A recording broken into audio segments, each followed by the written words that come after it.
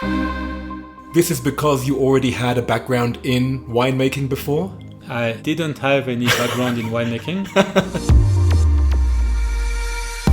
Welcome to Mosaic of China, a podcast about people who are making their mark in China. I'm your host, Oscar Fuchs. You probably know by now that this podcast is called Mosaic of China because each guest in a season represents a tile that is connected by introduction from a guest tile in a previous season. That's how this mosaic is being built out. One introduction, one connection, one episode at a time. What this also means is that not only do I have little control over which person will be introduced to me by a previous guest, I also don't know where in China they're going to be located. Today's episode with Bertrand Cristau took me to perhaps the most surprising location that I've ever visited in China, to the extent that the place truly masquerades as an extra guest in the show. For this reason, let me remind you before we start that you can see the photos that accompany the interview online.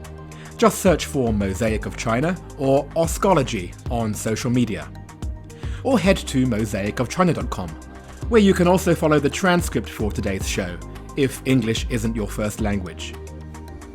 Finally, there's a video version of the show on YouTube, where you can hear the interview, see the visuals, and also follow the captions to the show, all at the same time. With that in mind, let's start the show. I am here with Bertrand Cristau, and I wonder how I would describe you. How do you describe yourself? I have been working in China nearly all my life. In fact, I have two companies. The first one assisting French companies to make business with China. The second company makes wine in the Tibetan place of Yúnnán, near to Tibet, and that's where we are today.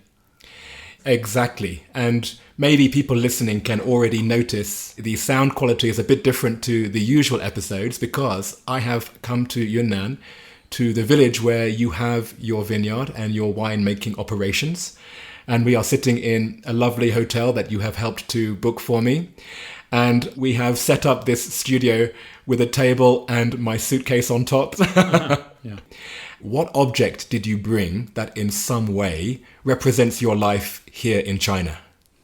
So I made it quite simple. I brought a bottle of wine, our new white wine. We just started in 2018 to make white wine, and this is our first vintage. So even the label is still not the official label. Excellent. Can you please explain whereabouts in Yúnnán we are? We are maybe 60 kilometers from Tibet. We are also, I think, 50 kilometers from Myanmar. So really in the northwest corner of Yúnnán. Devotee is a 3 hours drive from Shangri-La already, and here we are 1 hour more drive from Devotee, down the upper Mekong Valley to this small village of Zhezhong, known for its church.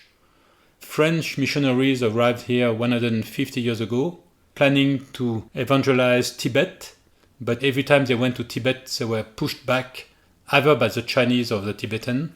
So they set up here on the opposite side of the Mekong River so that it was easier and they could develop. When they built the church in Zhezhong, they started a vineyard. Probably this is the older vineyard in China now. Interesting. So why was the vineyard so closely connected with the Christians who came? Because during the Mass we need wine, which represents the blood of the Christ. At that time, they were importing the wine from France, but it took a very long time. It was very expensive. So they decided to make their own wine. And we have one plot now next to the church in Zhezhong, which is the grapes coming from France, which very interestingly, in fact, no more exist in France because we had phylloxera in France and the old varieties all died in France. So this is probably the only place in the world where we can still find these grapes. What's the variety called? They call it Rose Honey, which is only a local name. And in fact, I believe that they took this name from other places in China, which was also probably other varieties brought by the French missionaries. Right. in this really remote area, we have this little corner of French culture. Yes, exactly. When I first arrived here, that was in 2012. So we started to walk 3 hours. We stopped in a small house in the mountain where some farmers were taking care of their cows. And suddenly we had a smell which is a typical French smell. And they were preparing a beef soup exactly as we do in France. Wow. So maybe the missionaries teach them how to prepare this beef soup. Also, we still have one person remaining who learned French with the missionaries. He's 94, 95 years old now. He can still speak some French. He can also sing French songs. Another thing funny is that mostly the local people are Catholics. Some have Chinese names, but most have Christian names. So we can see a lot of José or Joseph, Agatha, Maria, Anna, Helena. Yeah. What percentage of the people in this village are still Catholic? Sejong has around 2,000 people. So they have roughly 60% Catholics and 40% Buddhist. When we say Catholics, some are going to the Mass regularly, some are not going, only Catholics by tradition. In the Tsugu, the place where we have our cellar, it is maybe 97% Catholics. It is quite unique to have Tibetan Catholics, because usually Tibetans are all Buddhist. Wow. There are Tibetan Catholics in the world. Yeah, exactly. Yeah. Are you also Catholic then? I am also, and that is one reason why I came here. In fact, I'm reading a lot of books about missionaries in China, and one of these books was written by Father Bernard, who was a father here. I thought that this book was very interesting, and it was a very special place in China. Yeah. Some people had houses, but some still were living in caves, so that was a very wild place. So I wanted to visit, but I couldn't find the place because all the names of the places they mentioned were all in Tibetan. And on the maps, you only have the Chinese names. Right. Now, you don't have the Tibetan name. So I gave up. But in 2012, I received an email from somebody I don't know who told me there's a project that needs your help in a small Tibetan village in Yúnnán. Immediately I thought that is the place I'm looking for. So I immediately answered him, okay, thank you. I will go to visit and to check this project. And so during the summer, I came here with my daughter, and I loved the place really. So from that time, I came here every year. And in 2014, a French guy who was here before I arrived set up the wine project. He proposed that I participate in the project, so I invested a little and I took over in 2017. This is because you already had a background in winemaking before? I didn't have any background in winemaking. I am from Burgundy. Okay. And my grandfather had a small vineyard. So when I was young, I spent all the summers in his place, playing in the vineyard. Sometimes he asked me to help to clean the bottles, to bottle the wine. So I did some, but I never thought at that time that one day I will end up making wine. What actually is your background? I am an engineer. Okay, I can see it now. So you had at least the childhood stories of being in vineyards, you have the China connection, and you have the scientific mind. It's like this was meant to be, Bertrand. Yeah. Well, you know what? You said engineer. That made me remember the person who referred me to you from last season, which was Vladimir, exactly. Let me play you this. Bertrand Cristau. He has arrived in China 20 years before me. Most interestingly, he has recently opened a vineyard. And I'm really looking forward to hear Bertrand next year. We are from the same school in France. We have an alumni association, so I knew him through the alumni association. He was one of the first from the school to set up in Shanghai. I was the first to set up in Peking. So after when I came to Shanghai naturally, I met him and we started to develop the alumni association together. Got it. Okay, so you were in Beijing. So what is your background in China? Can you give me the short version? Okay. During my engineering studies in France, I started to learn Chinese. Everybody in the family was always saying that I was very similar to my father, which upset me a lot. So that is very different from what my father did. So I think that's a new opportunity to discover new things. And my father went to many countries in the world, but never came to China. Okay. So that was something I could do that he didn't do before. This whole thing is just a competition against your father, isn't it? Yes, at the start that was, in fact. So I arrived in Peking the first time in 1980, only for 6 weeks learning in the university, and I loved it too much. So I decided that I have to come back. First, I took 1 year holiday. I went to Africa to take some time because when we study, we don't have a lot of time. And after this year in Africa, I came here first as a student in 1982. That's where I met my wife also, who is a Pekingese. And I started to work in 1983 in a small company, which later I bought. And now I am the only owner of the company. Wow. And so then you moved to Shanghai. That was much later, was it? Yes. My 2 children were born in Peking. In 1987, just after my son was born, we went to France. I was still working in the same company, but I was in the head office. Before we married, my wife never went out of Peking. So we went back to France for 3 years. Then I moved to Hong Kong for 1 year. From Hong Kong, I moved back to Peking. I stayed 6 years there, then back to France again, 8 years in France. Then I moved to Shanghai. Right. Well, Beijing, Shanghai, Hong Kong, and France, right? Yes. That's how you've shuttled in the last 20, 30 years, right? Yes. And your children, obviously, they're half French, half Chinese. Yes. Well, let's pivot back to the wine because I'm still looking at your object here, which is the bottle of, you said it was your new white wine, right? Exactly. What goes into making this wine here in this village? Our brand is a XiaoLing, which means clouds in the mountains. At the start, we were buying the grape from the farmers, but to make good wine, you need low yield. Really? I did not know that. Okay. Yes, we call it green harvest. But the farmers want to maximize the yield. So after 2 years, we decided that it's better to take care of the vineyard from the start. So we changed to renting the vineyard. But we rent the vineyard with the manpower. The farmers work by themselves on their own vineyard. Right. And they learn very fast. They understand very quickly and they know how to do it. So we have around 25 families working for us. All are very small plots.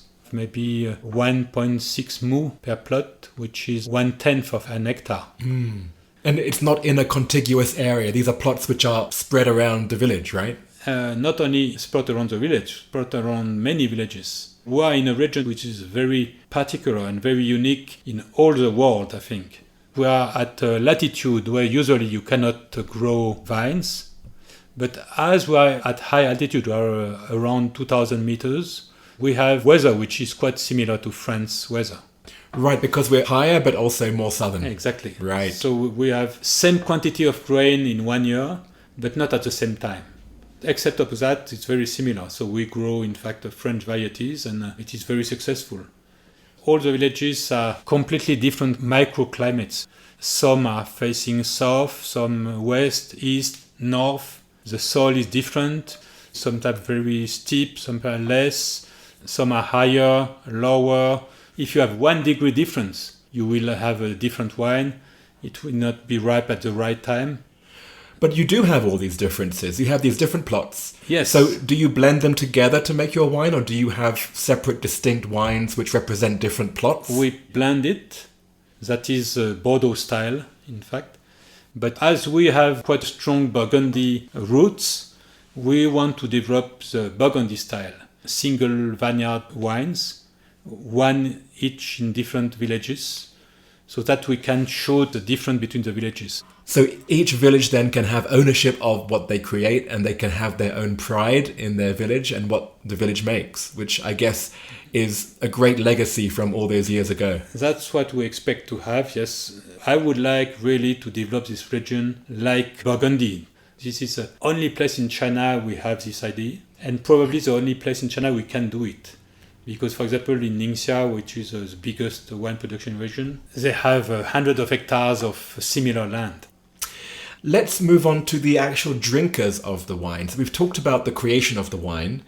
How popular is wine amongst the Chinese themselves? When I arrived in China in the 80s, we nearly only had white alcohol during all the dinners. Baijiu, yeah. And the government pushed a lot for developing wine, which is better for the health.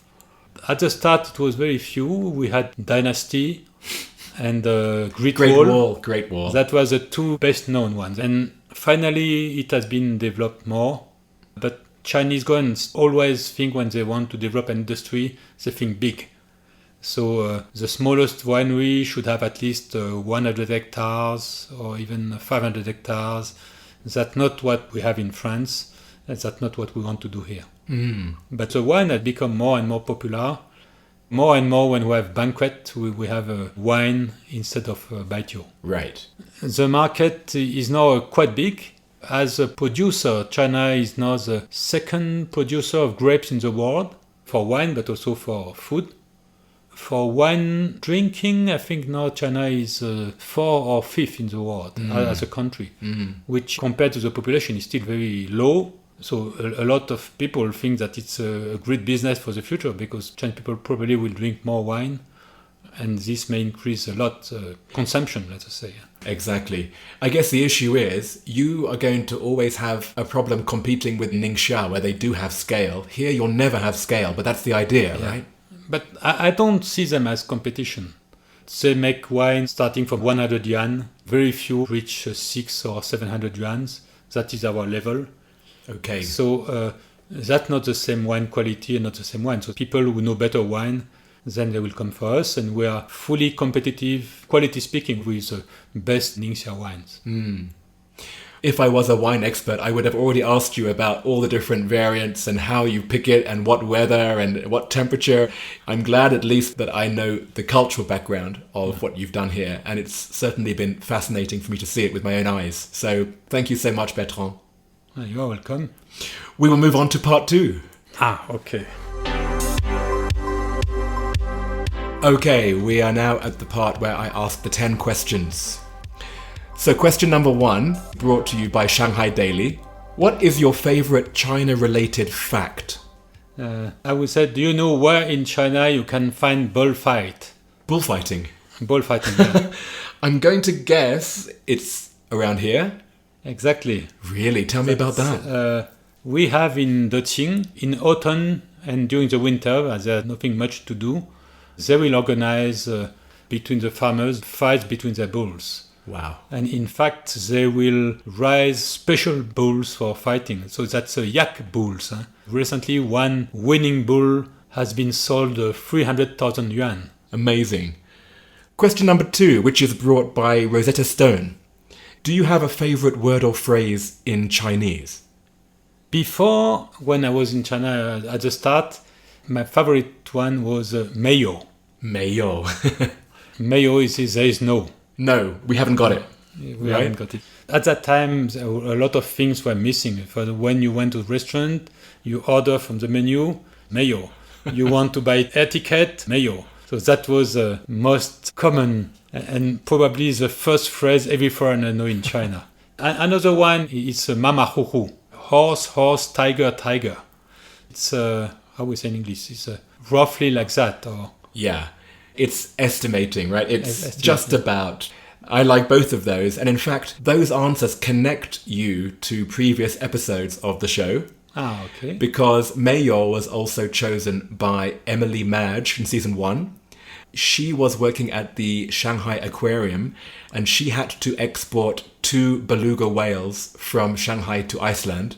Oh. And she had to deal with the red tape and many questions that she asked the officials. She got the answer, Mayo. Mm-hmm. And the second one, Mama Huhu, that was chosen in season 2 by the curator Zhang Yuan. He's the only Chinese person that I've heard use that phrase. Whenever I hear Mama Huhu, it's usually a foreigner. Yeah. Because it's a favorite among foreigners. So I'm glad that there is a non-Chinese person who has chosen it, because I think it's a very popular phrase among non-Chinese. Mm-hmm. Question 3.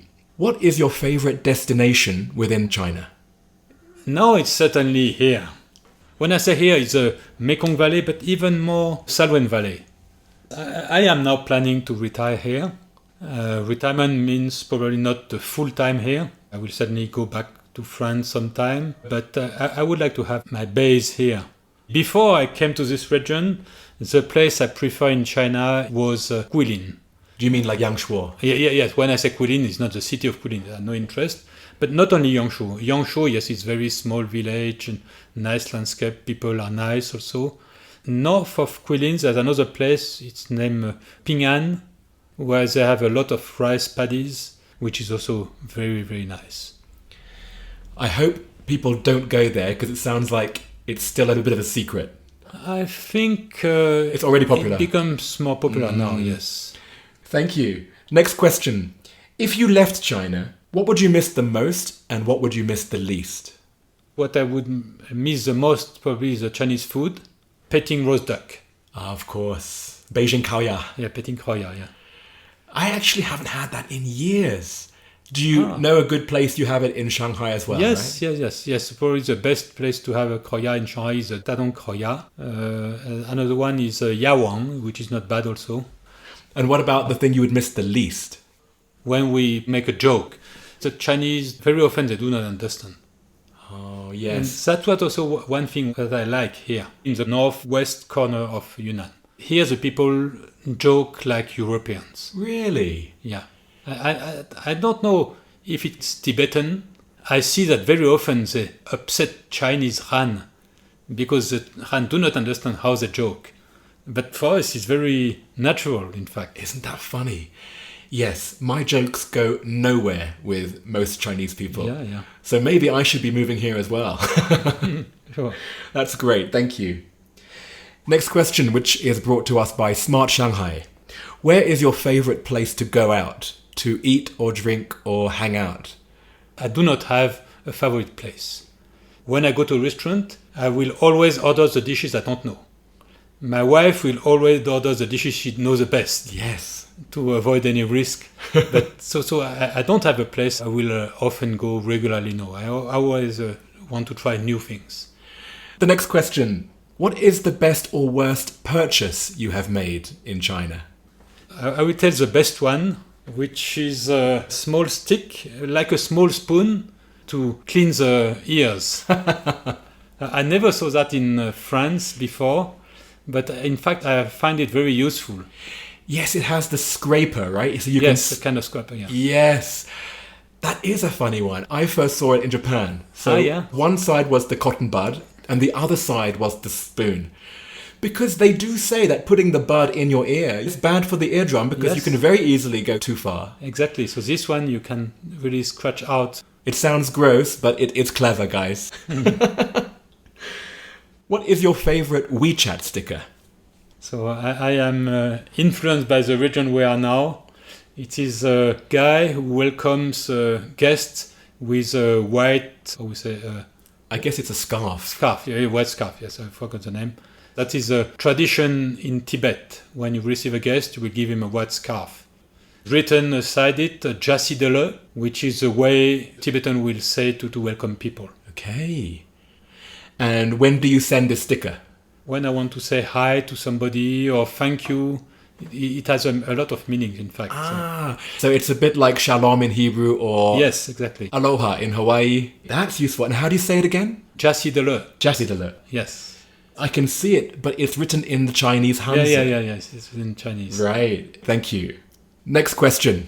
What is your go-to song to sing at KTV?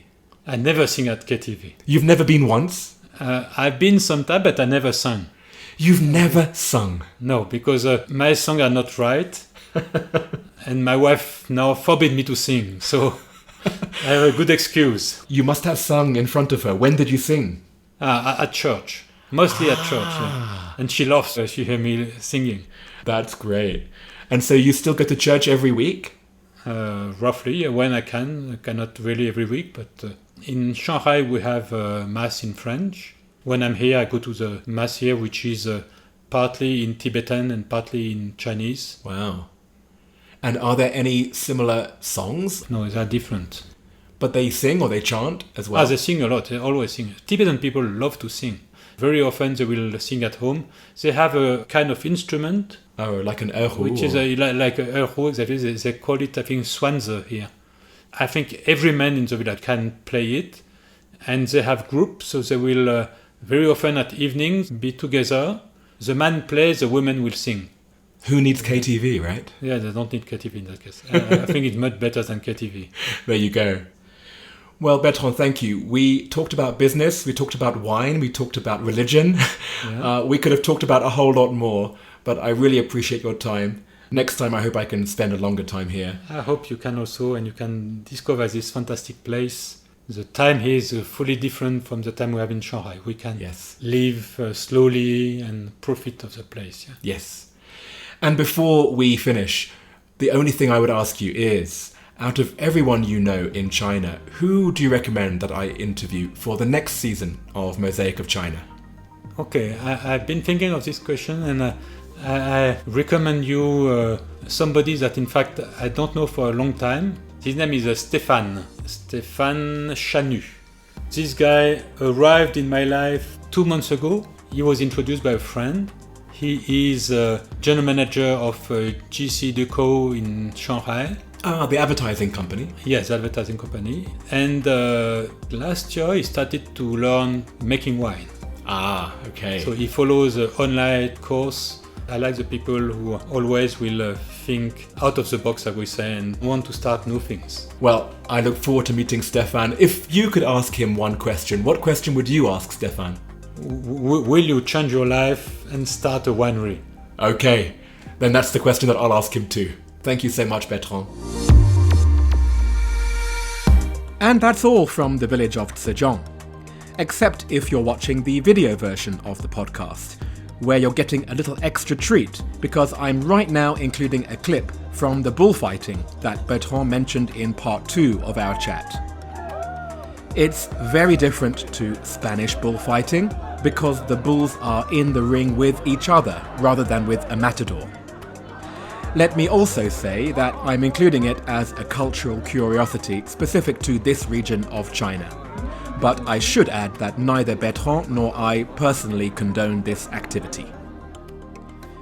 The other place that you can see this video is if you're a supporter of the podcast on Patreon, where I've included it as an attachment in today's release, along with an extended version of my interview with Bertrand. As with every episode, there's an average of 10 extra minutes of conversation per show in the premium version of Mosaic of China. Here are a few clips from today's. It's easy to make wine, but difficult to make good wine. Right. I am pretty sure we don't have the right variety for each plot. They will give them monkey brain to eat, so that they will be agile like monkeys. We need many years to experiment, 10 or 15 years. They found a winemaker in Switzerland, so they started the XiaoLing project. Yúnnán is from the LVMH group. They are 60 kilometers from here. So our 2015 vintage got the grade 93, the maximum is 100. Right. Studying what was the best place in China to make wine, and here is the best place. If you're interested in other episodes with a connection to alcohol in China, be sure to check out my conversation with the distiller from Peddler's Gin, Fergus Woodward, in Season 3, Episode 3. Or my conversation with the China General Manager of the Belgian beer company Duvel Moortgat.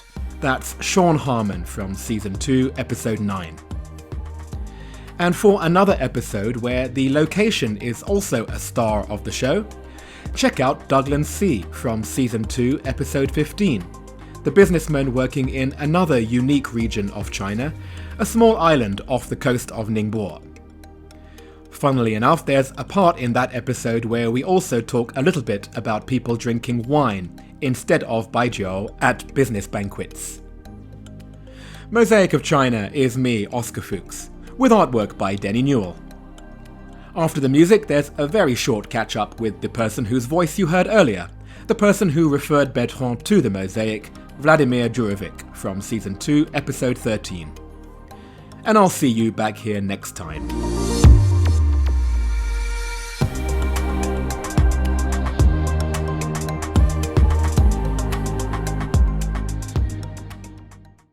Hello, Oscar. Good morning, Vladimir. Thank you very much for joining the call. We are, of course, doing this remotely. For people who did not listen to our original podcast, you are the founder of Lab Brand, which is a branding consultancy. Yeah. I was thinking about you. People who have heard our original episode would remember how much both of us are geeks when it comes to the naming side of your business. So naming brands who wanted to come into China, giving them Chinese names. What I was thinking of was there were a couple of brands that since our original episode have closed their doors basically in China. And I was thinking of LinkedIn, Lingying. Does it affect you when something happens to a brand that you helped to name? I'm glad you didn't mention IBing from Airbnb, right? Because it's also of the recent news. I mean, so the list goes and goes. And it's true that we feel sad when one of our clients or one of the brand that we created is forced to stop some of the operation in China. But most of them, actually, the brand continues in terms of in the mind of the Chinese customer, if not having operations in China. So what affects us is more the cut between the West and China that we observe. And we feel like we are a builder of bridge, and we still hope that the words and the names will be very resilient in the brains of our Chinese audiences for those brands, and that there will still be a bridge that can be reused in the future. Oh, well said. The office and the business went very well during this period. Actually, we won our biggest project. We had more than 25 people working together to win a very complex project we're doing for the first time. Winning or losing it will have made a very different picture, but we ended up on the happy side of winning it. So it was good. We were lucky to find a way to not drop. Our biggest projects at the moment are about helping our clients to orchestrate complex experiences so that they create lasting impressions to their customer, also to make them meaningful. So that's what keeps us busy. Right. Makes sense. And of course, that's something which as a consumer, I understand entirely. Well, thank you, Vladimir. I'm very glad that you were able to introduce me to Bertrand as part of this project. It means that you will forever be connected. Thank you, Oscar, for this chain of mosaics that you are forming here and weaving together. We are definitely connected. And I think this is very meaningful in this time to have this continuity and this chain of humanity, to reconnect, to invoke these connections and to feel the energy and the belonging that we can get from it. You're definitely in the right business. You branded it much better than I could myself. Thank you so much, Vladimir.